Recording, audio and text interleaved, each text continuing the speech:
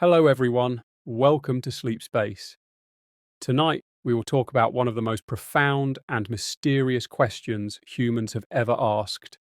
What is consciousness? It's something we all experience every waking moment of our lives, yet it slips away the moment we try to pin it down. Is it simply the result of electrical signals in the brain? Or is it something deeper, something that extends beyond biology? Before we begin, I want to know, where are you listening from right now, and what time is it where you are? Maybe you're in a quiet room at night, maybe you're listening to the sound of rain outside your window, or maybe the sun is still up where you are. Wherever and whenever you are here now, aware, experiencing this very moment. That awareness itself is the puzzle we're going to explore. Consciousness seems so obvious because it is the medium through which we experience everything. Without it, there would be no thoughts, no emotions, no awareness of the world around us. Yet science struggles to define it precisely. Neuroscientists can point to brain activity patterns. Philosophers can analyze the concept of the mind. And physicists can speculate about the role of reality itself. But none of these perspectives fully explain what consciousness is. We can describe what it does, but describing its nature is like trying to taste the tip of your own tongue. One starting point is to think about what consciousness allows us to do. At the simplest level, it's the ability to have subjective experiences, what philosophers call qualia. The redness of red, the sharp taste of lemon, the feeling of warmth on your skin. These are all examples of qualia. They're not just physical events, they are personal, internal experiences. This is what makes consciousness different from pure computation. A computer can process the word red, but it doesn't see red the way you do. It doesn't have that inner movie playing in its mind. Biologically, consciousness is closely linked to the brain. We know certain parts of the brain, such as the thalamus and cerebral cortex, are crucial for awareness. Damage to these areas can cause loss of consciousness or coma. But here's the problem. When neuroscientists study the brain, all they see are neurons firing, chemicals moving, and electrical patterns shifting. None of those physical processes look like experiences from the outside. This is what philosopher David Chalmers calls the hard problem of consciousness, the challenge of explaining why physical processes give rise to subjective experience at all. It's easy to imagine a robot with incredibly advanced sensors and processing power. It could identify objects, respond to questions, and even mimic human emotions. But would it feel anything? Would it actually experience joy, pain, or curiosity? That's the heart of the mystery. Intelligence and consciousness are not necessarily the same thing. A calculator can solve complex math faster than any human, but it isn't conscious. The question is, where along the spectrum of complexity does awareness appear? Some theories say consciousness emerges from the complexity of information processing itself. This is the view of integrated information theory, IIT, which suggests that consciousness happens when a system integrates information in a unified way, producing an irreducible whole. According to IIT, even simple systems might have a tiny amount of consciousness if they integrate information. That would mean consciousness isn't exclusive to humans. It could be a fundamental property of many systems, from animals to possibly even certain types of AI. Others argue for a more biological view, like global workspace theory, GWT. This theory sees consciousness as a kind of mental stage where information from different parts of the brain comes together to be broadcast to the rest of the system. When something enters the global workspace, it becomes available for decision-making, memory, and speech.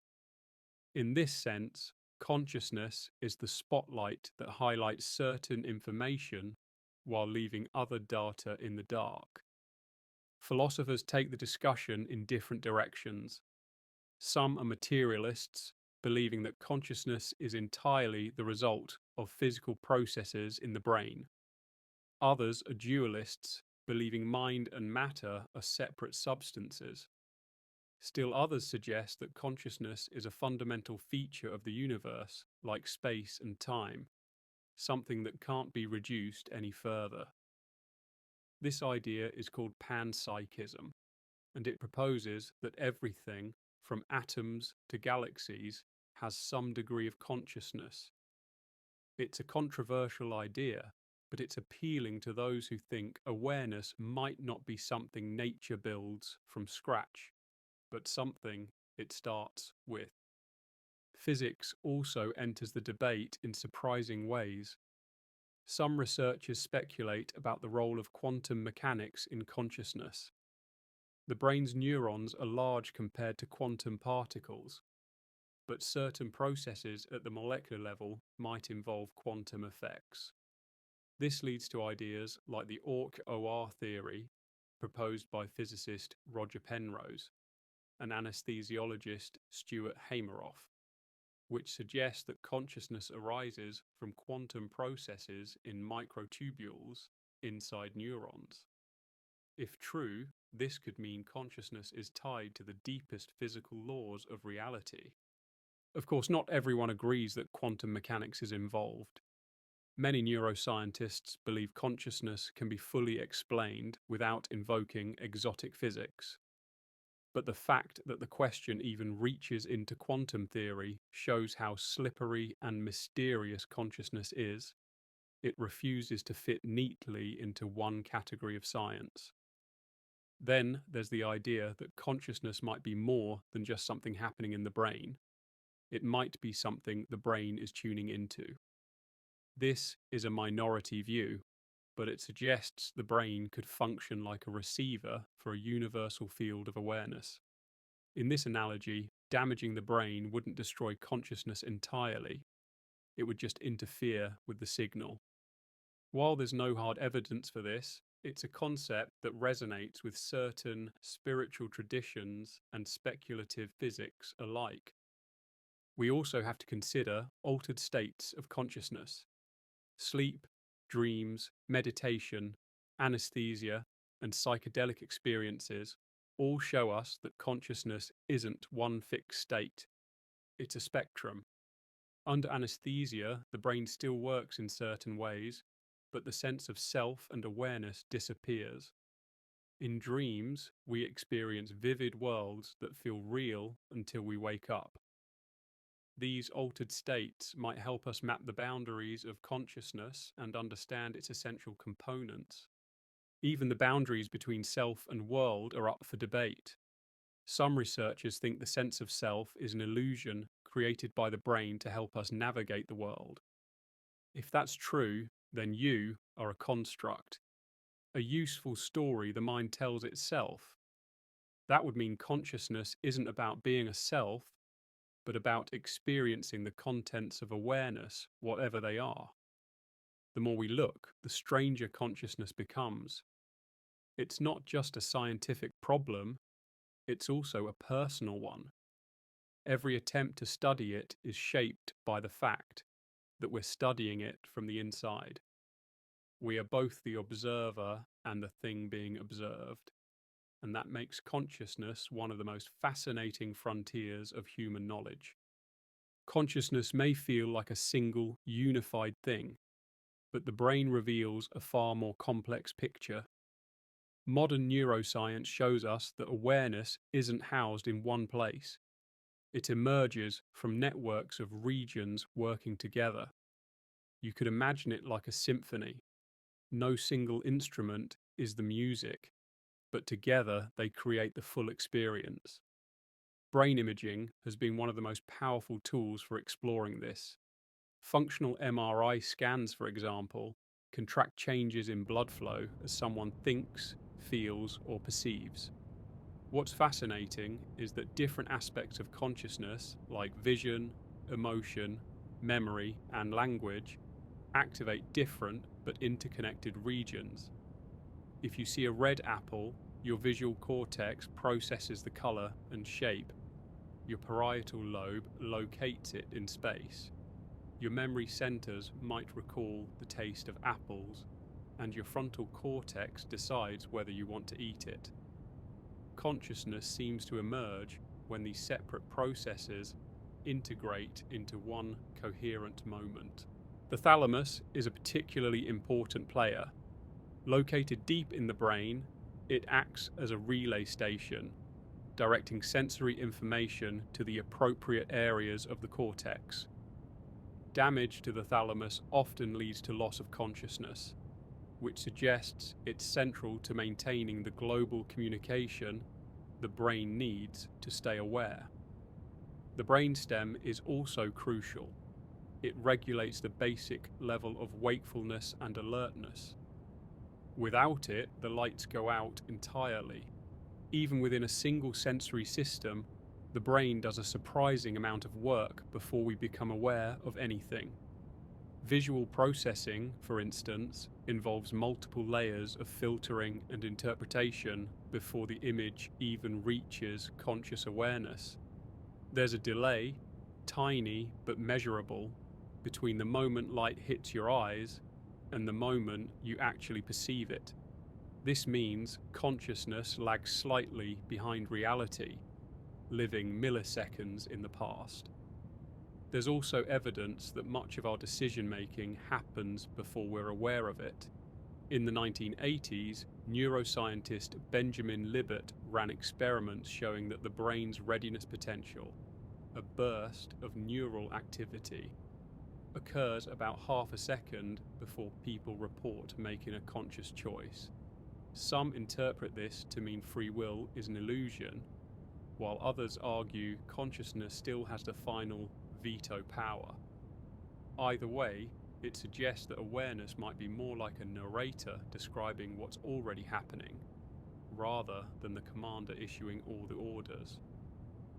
The brain doesn't just passively receive information, it actively constructs reality. This is clear in optical illusions, where your perception doesn't match the raw sensory input. It's also true in hallucinations, whether caused by certain brain conditions or psychedelic substances. In both cases, the brain's internal model of the world overrides the data coming from the senses.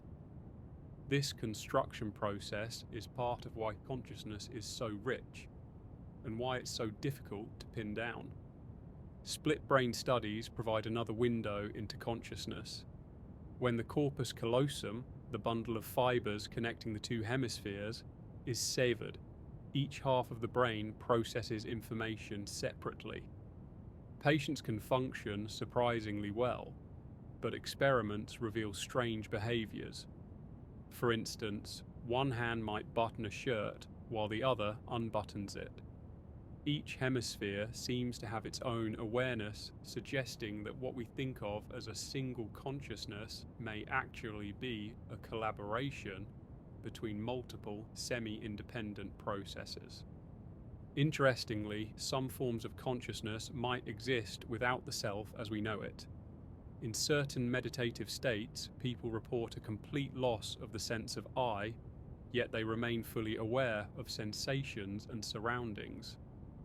This raises the question, is the self just another construction, a useful organizing tool rather than the core of awareness? From a developmental perspective, consciousness changes over time. Infants are aware in some sense. They respond to touch, sound, and faces, but their self-awareness develops gradually. The famous mirror test, where an animal or child recognizes itself in a reflection, is often used as a marker of self-awareness. Humans typically pass it around 18 months old, and some animals, like dolphins, elephants, and magpies, pass it too. This suggests that while consciousness may take different forms across species, self-recognition is not uniquely human. Consciousness can also fade in specific, targeted ways. People with certain brain injuries may lose awareness of one side of space, a condition called hemispatial neglect. They might eat only the food on the right side of their plate or draw only half of an object. It's not that they can't see the missing side, their visual system still works, but their awareness of that space is gone. This shows that consciousness isn't all or nothing. It's possible to be aware in some ways, but not others. Anesthesia offers another fascinating case. When you're under general anesthesia, your brain still shows some activity, but the integration between regions breaks down. The global workspace collapses and the sense of awareness disappears entirely. This is one reason scientists study anesthesia so closely. It's one of the few controlled ways to switch consciousness on and off. All these examples point to the same conclusion. Consciousness is not a single thing, but a dynamic process involving multiple brain systems. The mystery is how this coordinated activity transforms into the rich, subjective world you experience every moment. And then there's the question that unsettles many scientists. Could we replicate this process artificially? If we built a machine with brain-like complexity, would it become conscious? Would it have an inner world? Or would it just simulate consciousness so well that we couldn't tell the difference? We can build artificial neural networks that mimic certain aspects of human cognition, but whether they truly feel anything is an entirely different matter. The gap between what the brain does and what consciousness feels like remains vast. Neuroscience can tell us which circuits are active when you see the color blue, but not why that particular wavelength produces that specific inner experience. This gap, the hard problem, remains stubbornly in place despite decades of research. Some researchers think we might never close it entirely. They compare it to trying to explain why water is wet. You can describe the structure of water molecules, the way they interact, the forces at play, but wetness is a subjective quality that doesn't seem to exist in the description itself.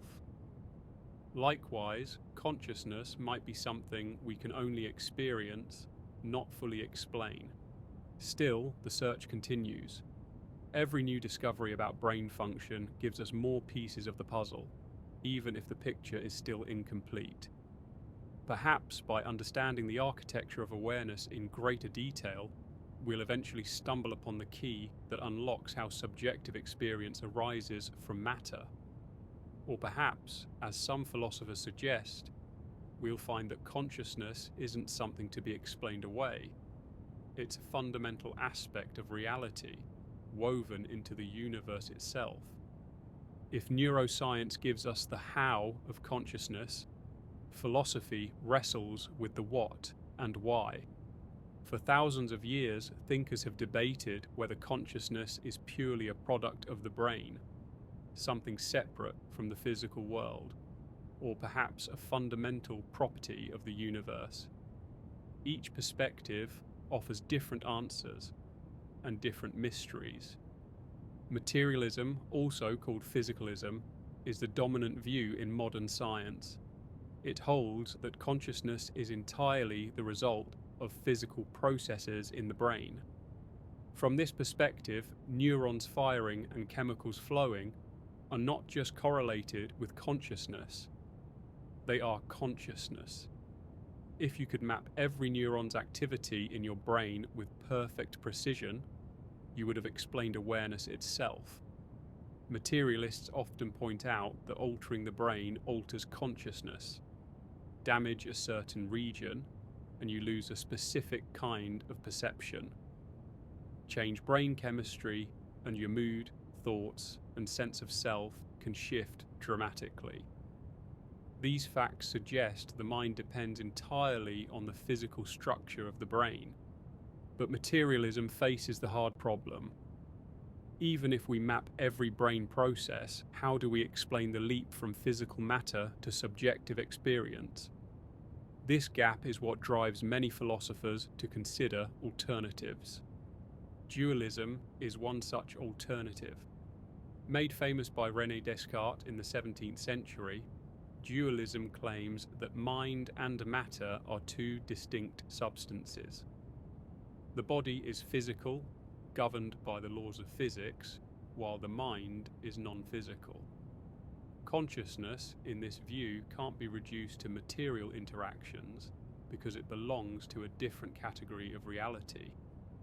The main challenge for dualism is explaining how two such different substances could interact. If the mind is non-physical, how does it cause your body to move? How does the physical brain influence your thoughts? Idealism takes a more radical stance. It suggests that consciousness is primary, that the physical world is a product of consciousness, not the other way around. In this view, reality itself is essentially mental. What we think of as matter is just the shared, consistent part of our conscious experience. George Berkeley, an 18th century philosopher, famously summarized it as, "To be is to be perceived." While few scientists adopt strict idealism today, it remains influential in certain spiritual traditions and in debates about the nature of reality. Then there's panpsychism, which has been gaining attention in recent years. Panpsychism proposes that consciousness is a fundamental feature of the universe, like mass or charge. Every particle has some tiny spark of experience, and complex consciousness emerges when these sparks combine in the right way. To a panpsychist, a rock is not conscious in the way you are, but the atoms inside it still have a minuscule form of awareness. This view sidesteps the hard problem by saying you don't need to explain how matter produces consciousness. Consciousness was there all along in some form. The challenge, of course, is explaining how countless tiny micro-consciousnesses combine into the unified awareness you experience right now. Functionalism is another influential theory, especially in the age of computers and artificial intelligence. Functionalists argue that what matters is not the material the brain is made of, but the functions it performs. If a system processes information in the right way, whether it's made of neurons, silicon chips, or something else, it will be conscious. This opens the door to the possibility of conscious machines. It also means that in principle, your mind could be uploaded to a computer if the functional patterns of your brain were perfectly replicated. But functionalism also faces questions about whether copying the structure and behavior of consciousness is the same as actually having it. The debate often comes down to whether consciousness is emergent or fundamental. An emergent property is something that arises when simpler elements interact in complex ways, like how wetness emerges from water molecules, or how traffic jams emerge from individual cars. If consciousness is emergent, then at some point in evolution, it arose from non-conscious matter. If it's fundamental, it's been part of the universe from the very beginning. Philosophy also deals with thought experiments that test our intuitions about consciousness. The philosopher Thomas Nagel famously asked, "What is it like to be a bat?" Bats experience the world through echolocation, a sensory mode completely alien to us. We can describe how echolocation works, but we can't know what it feels like from the inside. This gap between objective description and subjective experience is at the heart of the mystery. Another thought experiment is the philosophical zombie, or P-zombie. Imagine a being that behaves exactly like a human, responds to questions, laughs at jokes, and even claims to feel emotions, but has no inner experience at all. If such a creature is logically possible, it raises the question, what exactly does consciousness add beyond complex behavior? If a zombie could do everything you do without awareness, then consciousness seems like something extra, not strictly necessary for function. John Searle's Chinese room is yet another challenge, aimed at artificial intelligence. Imagine a person who doesn't understand Chinese locked in a room.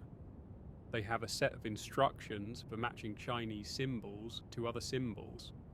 When someone passes them a note in Chinese, they follow the instructions and produce a perfectly correct response, without ever knowing what the symbols mean. Searle's point is that computers might process information and produce convincing responses without ever truly understanding or experiencing anything. Consciousness, he argues, is more than just information processing. It requires actual subjective awareness. Then there are the more mind-bending possibilities. Some philosophers suggest that consciousness might be tied to the nature of time itself. We experience reality as a continuous flow from past to present to future, but physics describes time as a dimension where all moments coexist. If that's true, perhaps consciousness is what lights up the present moment, giving it the vividness we experience. Others propose that consciousness could be connected to quantum mechanics, where observation appears to affect outcomes at the smallest scales. This leads to the idea that consciousness and reality might be intertwined in ways we don't yet understand. These philosophical perspectives don't just stay in the abstract, they influence how scientists design experiments, how we think about animals and machines, and even how we view ourselves. If consciousness is purely physical, then understanding the brain might one day give us complete mastery over our minds. If it's fundamental, then studying it could lead us to a deeper understanding of the universe itself. Philosophy reminds us that consciousness isn't just a scientific puzzle, it's also a conceptual one. To solve it, we might need to question our assumptions about what's real, what's possible, and what it means to experience anything at all. To understand consciousness, it helps to ask how it might have emerged in the first place. Evolutionary biology suggests that every trait in living organisms either confers some survival advantage or is a byproduct of something that does. So if consciousness exists, it must either help organisms survive and reproduce or be the side effect of processes that do. But what advantage could awareness possibly give? One possibility is that consciousness evolved as a sophisticated control system. Early life forms could respond to their environments without awareness. Plants grow toward light. Single-celled organisms move toward food sources. But these reactions are rigid and limited. Once nervous systems appeared, organisms gained the ability to integrate information from multiple senses, weigh options, and adapt to changing situations. Awareness could have emerged as a way to coordinate these complex behaviors more efficiently. Imagine a prehistoric animal faced with a predator. Reflexes alone might cause it to run, but conscious awareness allows it to assess the threat, remember safe escape routes, and even anticipate the predator's movements. This kind of flexible decision-making would be a huge evolutionary advantage.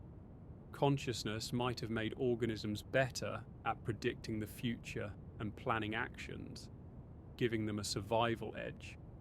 Some scientists suggest that consciousness also evolved to model not just the environment, but the self.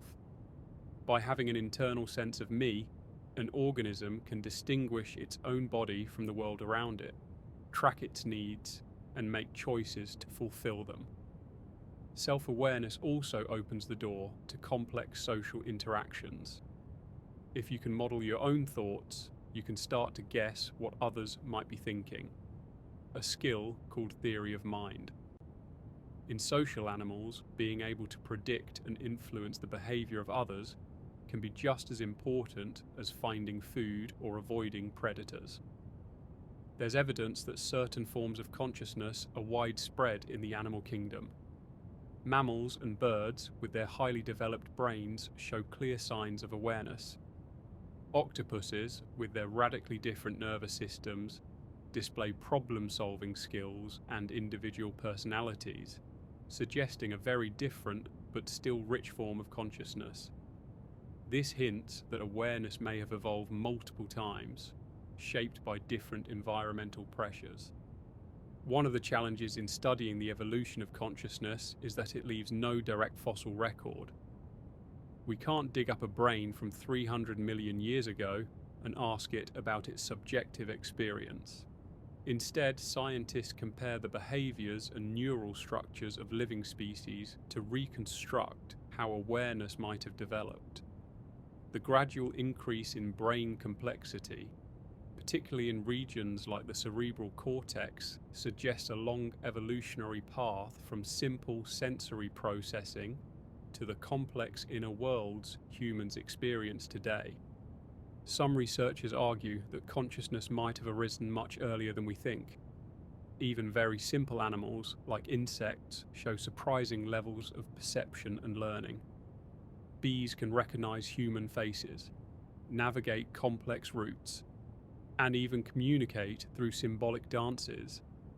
Does this mean they are conscious in a human-like way? Probably not, but it may suggest that some form of subjective experience exists even in tiny brains. Another perspective is that consciousness evolved not for external survival, but for internal regulation. The sentinel hypothesis, for example, suggests that awareness serves as a kind of lookout system, monitoring the body's internal state and ensuring that goals and needs are met. In this view, consciousness isn't about reacting to the world so much as keeping track of the self within it. The evolutionary story also forces us to think about the spectrum of consciousness. If awareness evolved gradually, then there may be no sharp dividing line between conscious and non-conscious creatures. Instead, there could be many shades of awareness, from the faint glimmers of sensation in simple animals to the rich, reflective self-awareness of humans. This continuum challenges the idea that consciousness is an all-or-nothing phenomena. It also raises ethical questions. If certain animals are conscious, even in a limited way, how should we treat them? Dolphins, elephants, and great apes have all been shown to recognize themselves in mirrors, grieve their dead, and solve complex problems. If they have inner experiences, then they may also have the capacity to suffer in ways that matter morally. Evolutionary theories don't necessarily explain why consciousness feels the way it does. They focus more on its possible functions. But they remind us that awareness, however mysterious, likely serves a purpose shaped by millions of years of adaptation. Whether that purpose is better decision-making, social intelligence, internal regulation, or something else entirely, it suggests that consciousness is not a random accident. Of course, some scientists argue that consciousness might not have evolved for a purpose at all. It could be an accidental byproduct. This is the epiphenomenon view, which sees awareness as a side effect of complex brain processes that evolved for other reasons. In this scenario, consciousness is like the steam from an engine. It's there because of how the system works, but it doesn't actually do anything. While this idea avoids the problem of explaining how awareness helps survival, it leaves an unsettling question. If consciousness doesn't affect behavior, why do we have such vivid experiences? This debate, whether consciousness is an adaptive feature or an incidental byproduct, remains unresolved. But whatever its origins, consciousness today is deeply intertwined with how we live, decide, and understand ourselves. Our ability to imagine the future, reflect on the past, and wonder about the universe may all be the result of that evolutionary leap. One of the most revealing things about consciousness is that it isn't fixed. It shifts, bends, and sometimes dissolves altogether.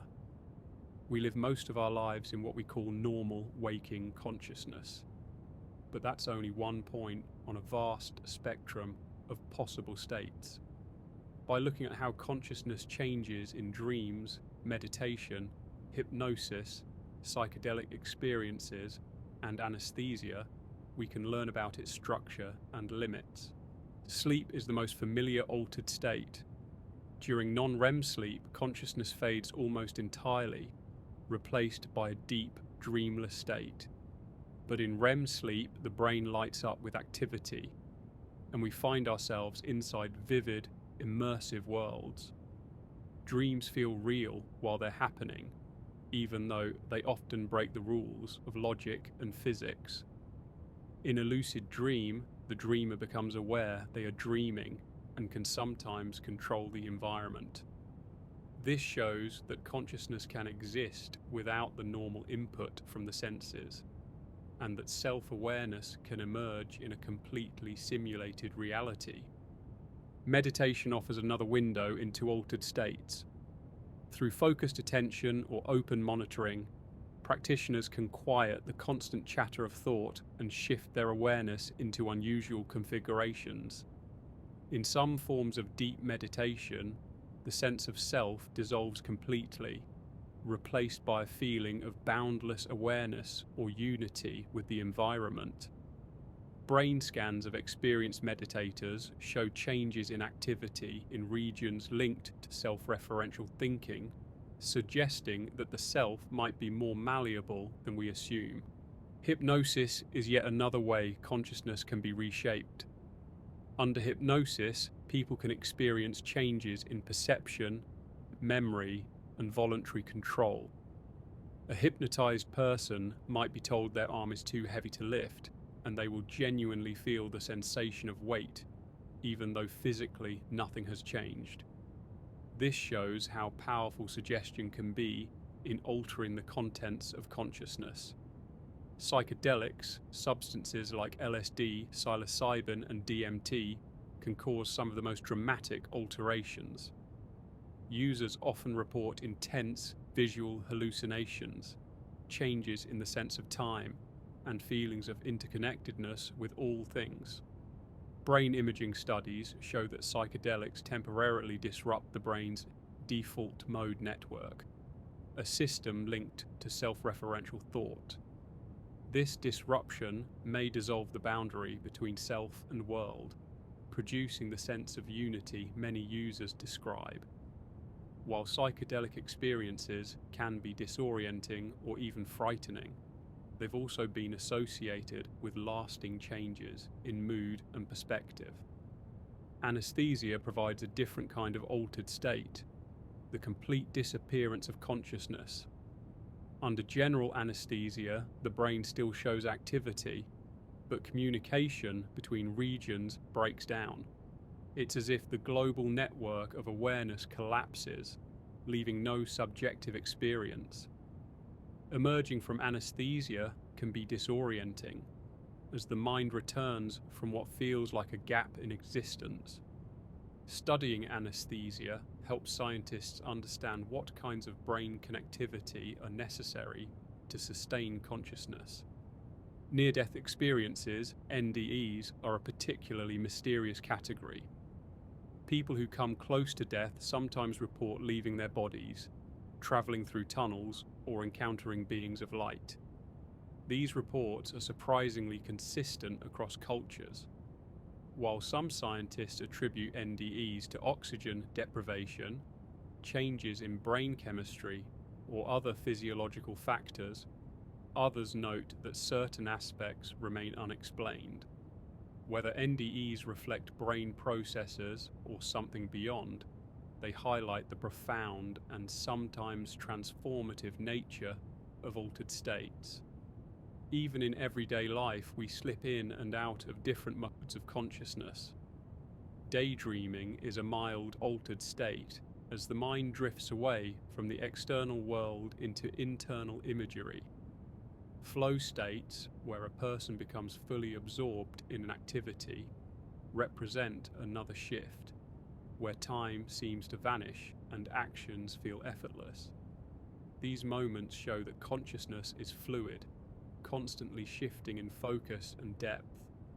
One of the most important insights from altered states is that consciousness isn't all or nothing.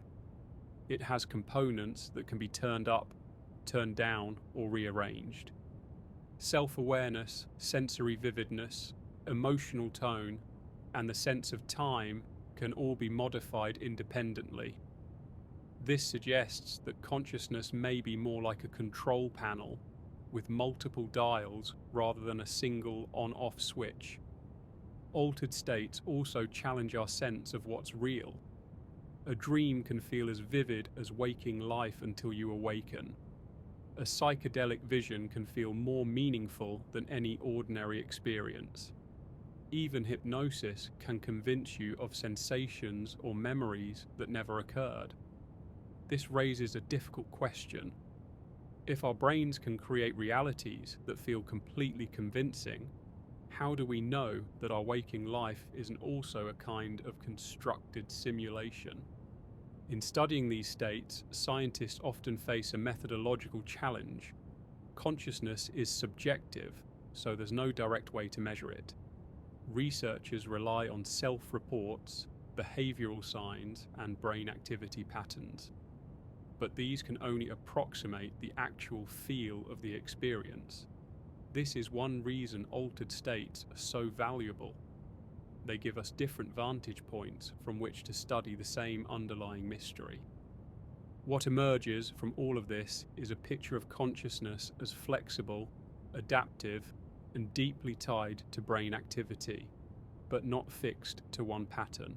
The fact that it can be so easily altered suggests that our normal waking experience is just one configuration among many possible modes of awareness. Exploring these modes doesn't just tell us about consciousness, it also tells us about ourselves, our perception of reality, and the boundaries of what we can experience. One of the strangest things about consciousness is how it doesn't seem to have a single place. It lives in the brain. If you take apart a computer, you can point to the hard drive for storage, the CPU for processing, the RAM for short-term memory. But the brain doesn't have a neatly labelled consciousness chip. Instead, it's a distributed phenomenon. Different brain areas handling vision, sound, touch, memory, decision-making, all somehow coming together into a unified sense of you. Neuroscientists call this the binding problem, how all those separate neural processes come together into one coherent experience.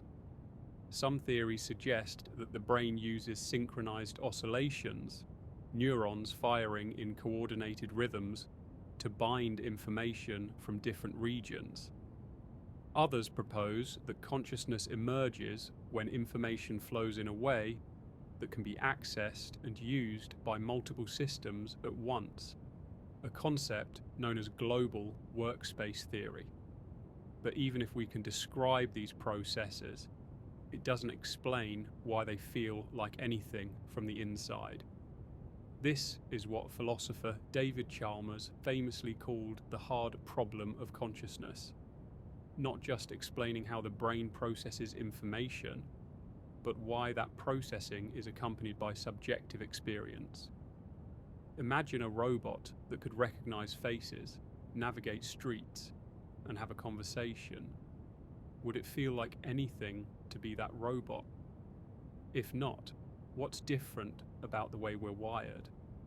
One possibility is that consciousness is an emergent property of complex information processing, like wetness emerging from molecules of H2O. Water molecules aren't wet, but when they interact in large numbers, we perceive wetness.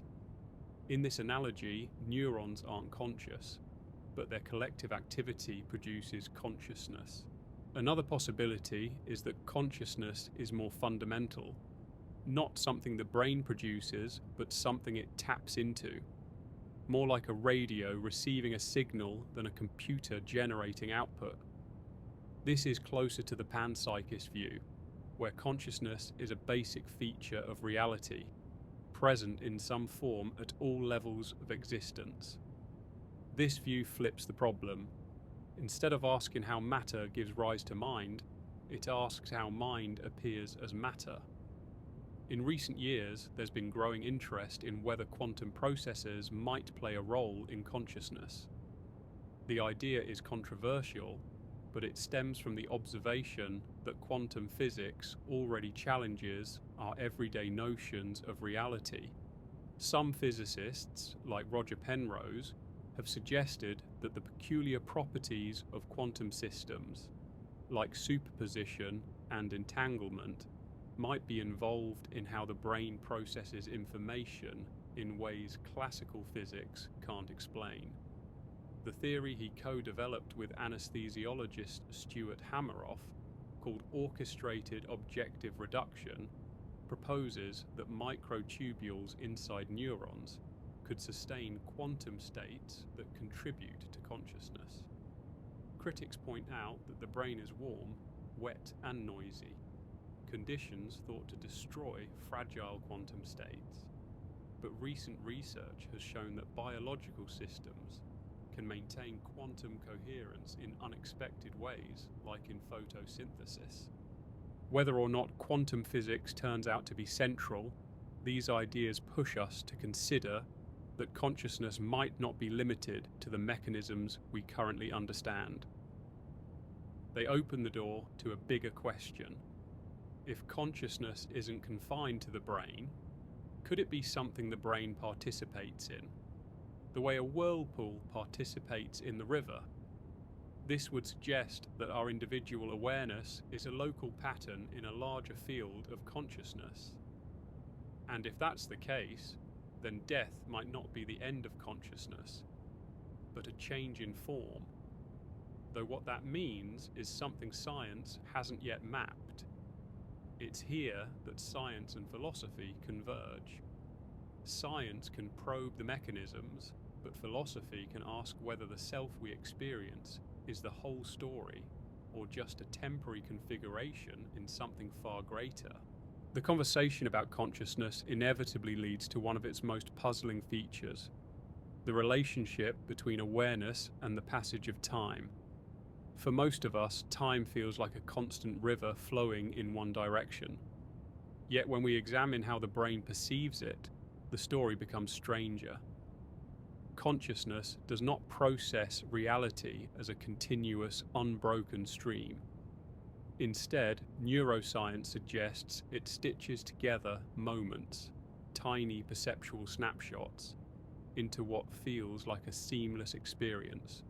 Each now you experience is not an infinitely precise instant, but a construction created from a narrow window of sensory and memory data. Some studies place this window at around 2 to 3 seconds, a unit of subjective time known as the specious present. This means your conscious experience is always a kind of mosaic assembled slightly after events have already occurred, which has fascinating implications for free will and agency. Consider the famous Libet experiments, where neuroscientist Benjamin Libet asked participants to make simple movements while he monitored their brain activity. He found that brain activity indicating a decision occurred hundreds of milliseconds before participants reported making that decision. This doesn't mean you have no free will. It might mean your brain initiates processes before your conscious mind becomes aware of them. In this view, consciousness could be less the originator of decisions and more the interpreter, stepping in after the fact to weave a coherent narrative about why you acted. It challenges the intuitive sense that we are the direct captains of our own mental ships. If we zoom out from the neuroscience to philosophy, thinkers have long debated whether consciousness is tied to the flow of time itself. Some, like Henry Bergson, argued that time as lived and experienced, the durée, is fundamentally different from mechanical clock time. The former is subjective, elastic, and indivisible.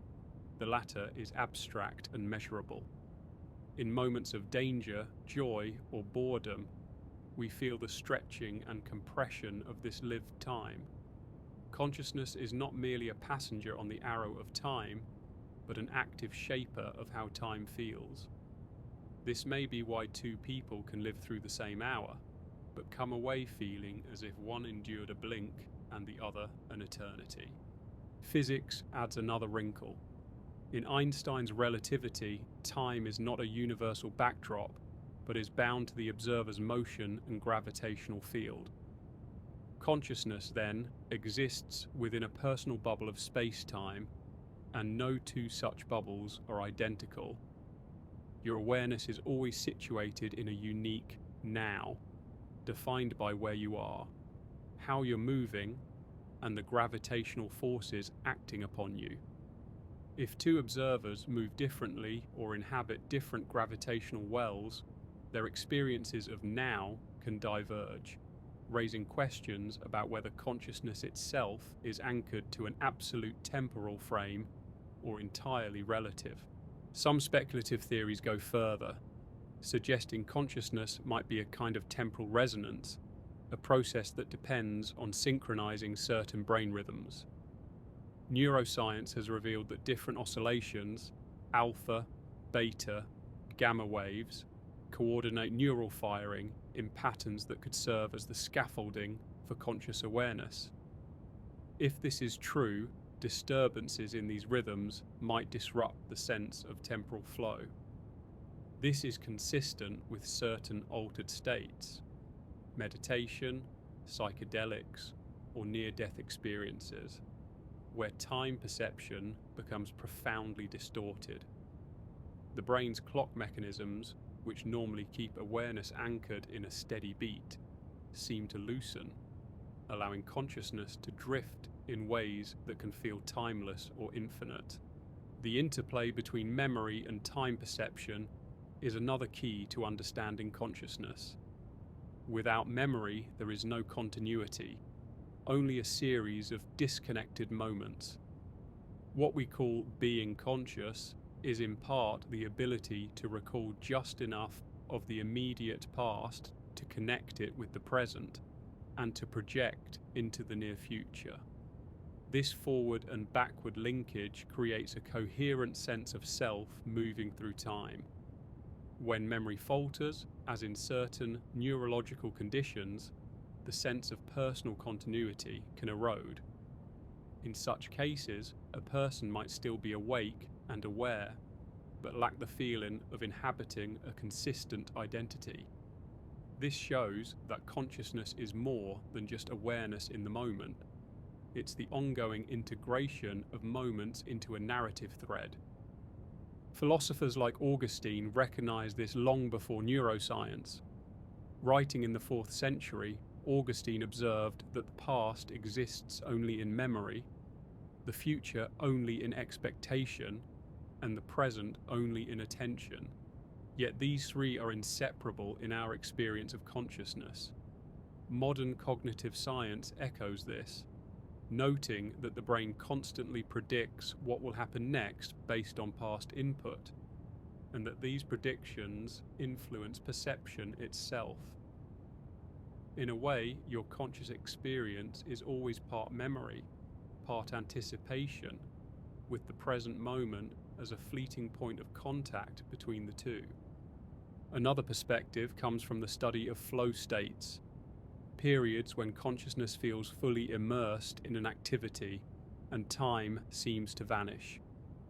Athletes, artists, and musicians often describe losing all track of hours while deeply engaged in their craft.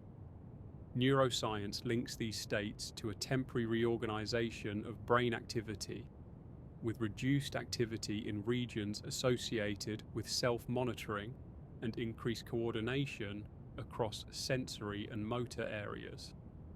In these moments, the brain seems to prioritize direct engagement with the task over the constant self-referential chatter that normally colors our awareness.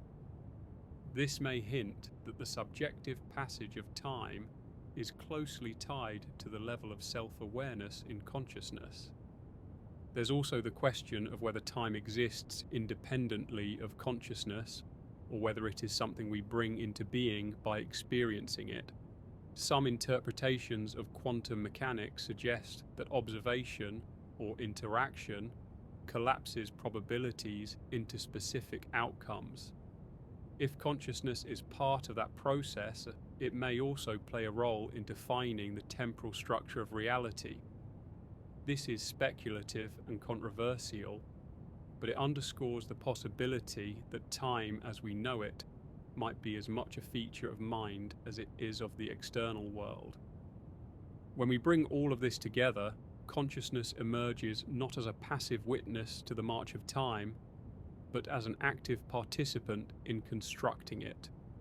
The brain's rhythms, memory integration, predictive processing, and narrative building all work to create a seamless sense of now, moving from past to future. Physics tells us that this now is relative and personal, not universal. Philosophy reminds us that our lived time is elastic and subjective. Neuroscience reveals that even our decisions might arise before we are aware of them, meaning consciousness is less the author of our actions and more the storyteller who makes them make sense. The implications are profound. If consciousness shapes time as much as time shapes consciousness, then our inner experience is not merely a reflection of an external reality, it is a creative act. Every moment you live is both discovered and invented, woven from a collaboration between the physical world and the mind's interpretive machinery. In this light, to be conscious is not just to be aware, but to be a co-creator of realities unfolding, crafting a private version of time that no other being will ever experience in exactly the same way. Some thinkers argue that the universe itself might be conscious in some way, and that what we experience as individual awareness is simply a localized expression of a universal mind. This idea, often called panpsychism, suggests that consciousness is not something that emerges from complexity, but rather something fundamental, woven into the fabric of reality. In this framework, even particles could carry a seed of experience, not in a way we can directly detect, but as a primitive precursor to awareness. Our brains, under this view, are not generating consciousness from nothing. They are shaping, focusing, and organizing an underlying field of experience that already exists everywhere. Panpsychism is not the only alternative to the mainstream consciousness emerges from the brain model. Integrated information theory, or IIT, takes a different approach. It proposes that consciousness is essentially the capacity of a system to integrate information. A system that is highly interconnected, where information can influence other information in many complex ways, would possess a higher degree of consciousness. This is not tied only to biological brains. Any sufficiently integrated system, in theory, could have some degree of subjective experience. It's a controversial idea because it forces us to consider the possibility that consciousness could exist in unexpected places, from certain forms of artificial intelligence to networks that seem purely mechanical. On the other side of the debate are reductionists who argue that consciousness, as mysterious as it feels, will eventually be explained in terms of physical processes in the brain. just like digestion or photosynthesis. They suggest that we may be underestimating how powerful physical explanations can be. According to this view, once we fully map the brain and understand how its networks process information, generate self-models, and maintain attention, the mystery will dissolve. Consciousness will be seen as a set of functions rather than some ethereal essence. It might feel like something more, but that feeling itself will be part of the system's output, nothing more. And yet, even the most detailed neuroscience faces the hard problem posed by philosopher David Chalmers. Why should physical processes in the brain produce subjective experience at all? Why isn't the brain just a dark, silent information processing machine without an inner world? This question remains unresolved and is the reason many scientists and philosophers remain open to perspectives that go beyond simple physical explanations. The gap between measurable brain activity and the personal reality of being aware has not been closed. In attempting to bridge that gap, some have turned to quantum mechanics. While many physicists caution against loosely applying quantum ideas to the mind, there are hypotheses, like those of Roger Penrose and Stuart Hameroff, suggesting that quantum processes in microtubules within neurons could play a role in consciousness. Their theory, called orchestrated objective reduction, claims that these quantum events are not just random noise, but are organized in a way that could produce the unified, continuous stream of awareness we experience. Critics argue that the brain is too warm and noisy for delicate quantum states to survive long enough to matter, but research continues to test whether quantum effects could, in fact, be relevant at the biological level. Another angle comes from studying altered states of consciousness, moments when the usual patterns of awareness change dramatically. Deep meditation, sensory deprivation, psychedelics, and certain brain injuries can produce experiences that feel more real than ordinary life, or that dissolve the boundaries of self entirely. Studying these states has revealed that consciousness is not fixed. It's a flexible and dynamic phenomenon that can shift along multiple dimensions. This suggests that what we call normal waking consciousness is just one configuration among many possible ones the brain can produce. For example, when someone experiences ego dissolution under the influence of certain psychedelics, the brain shows decreased activity in the default mode network, a set of regions associated with self-referential thought and mind wandering. With this network quieted, the boundary between self and world can blur or vanish entirely. People often describe a sense of merging with everything, or of existing as pure awareness without identity. While this might seem like a purely subjective event, brain imaging shows patterns that correlate with these experiences, suggesting that even the most mystical-seeming states have identifiable neural signatures. Memory also plays a surprisingly large role in shaping our conscious experience. Our awareness is not a passive recording of the present moment. It's constantly integrating past experiences to interpret what's happening now. In fact, some researchers argue that consciousness may have evolved primarily as a tool for making predictions based on memory, allowing us to navigate the world more effectively.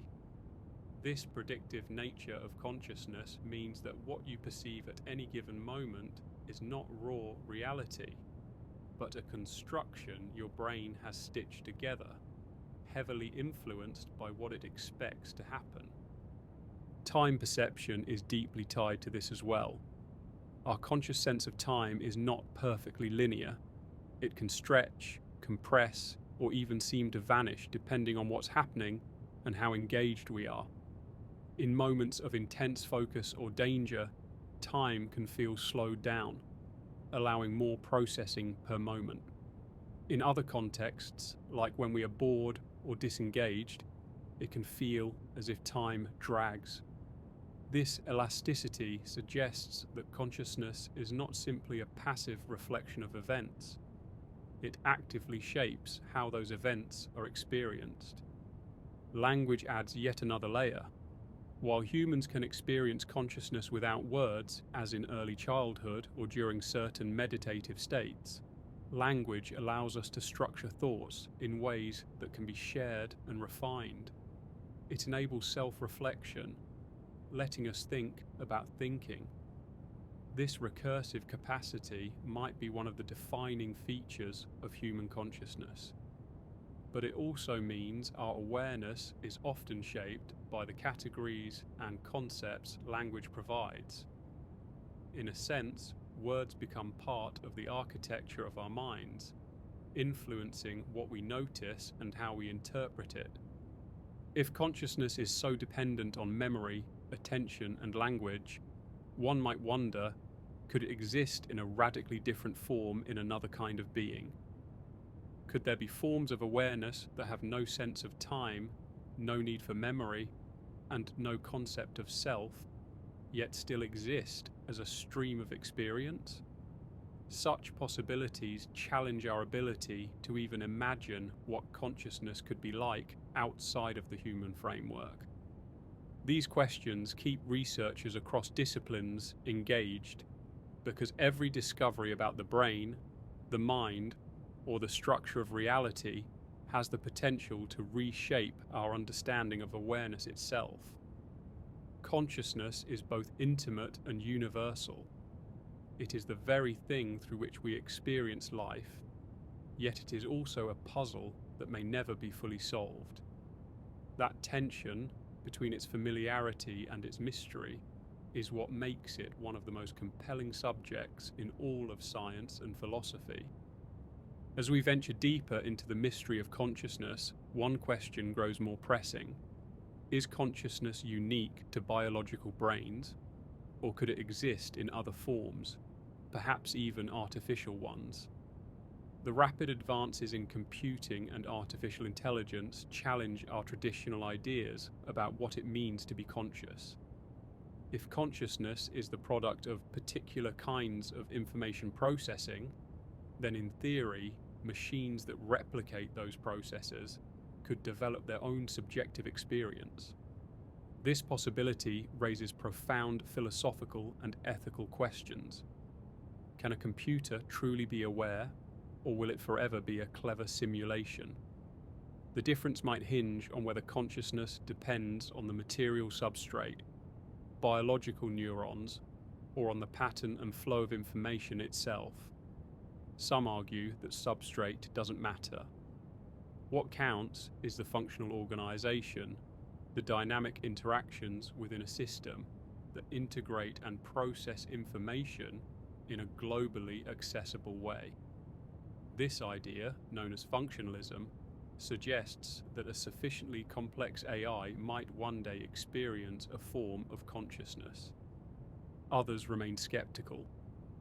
The philosopher John Searle's famous Chinese room argument imagines a person inside a room following rules to manipulate Chinese symbols without understanding their meaning. Even if the output mimics a native speaker perfectly, Searle argues, there's no real understanding or awareness inside the room. Applied to AI, this implies that machines might simulate consciousness without truly having it. The question then becomes, what is it that gives rise to genuine subjective experience beyond behavior and information processing? Some researchers are attempting to find objective markers of consciousness, signs that a system is truly aware rather than just processing data. These might include the ability to integrate information across diverse inputs to model its own states, or to exhibit intentionality. But since consciousness is inherently subjective, measuring it externally is notoriously difficult. We infer consciousness in others by analogy to ourselves, but doing so for machines or radically different life forms may require new frameworks. This search extends to the cosmos itself. Some thinkers speculate that consciousness might be a widespread feature of the universe, not limited to Earth or its inhabitants. The idea of a cosmic consciousness suggests that the universe as a whole might be aware in some way, with individual minds as local expressions. While this is speculative, it invites us to consider whether life elsewhere might possess consciousness in forms utterly unlike ours.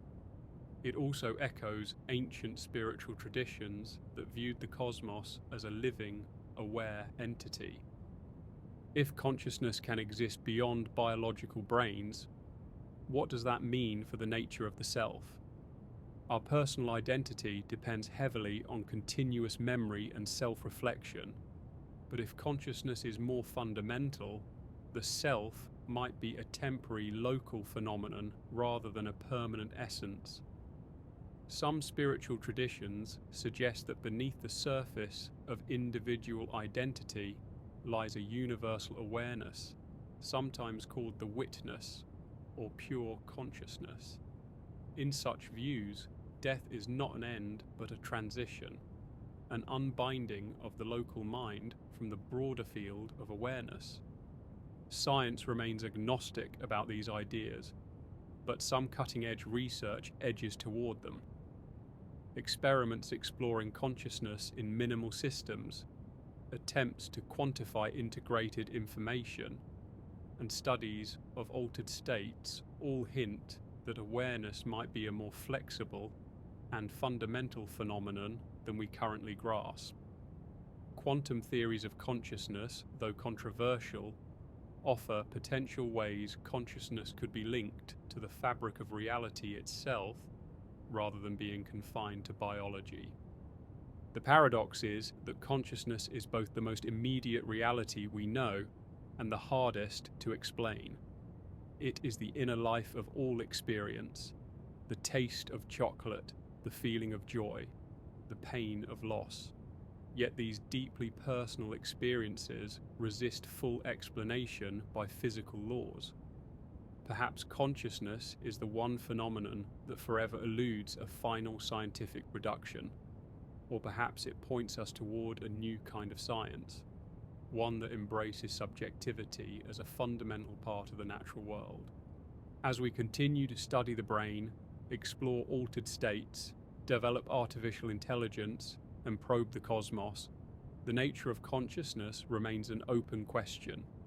It invites curiosity, humility, and wonder, and perhaps most importantly, it reminds us that our experience of being alive is a rare and profound gift, one that connects us not just to ourselves, but to the vast mystery of existence itself. As we come to the close of our exploration, it's worth returning to the quiet, intimate experience of being conscious here and now. Consciousness is the ever-present stage on which all of life unfolds, the subtle awareness that allows you to taste, feel, think, dream, and wonder.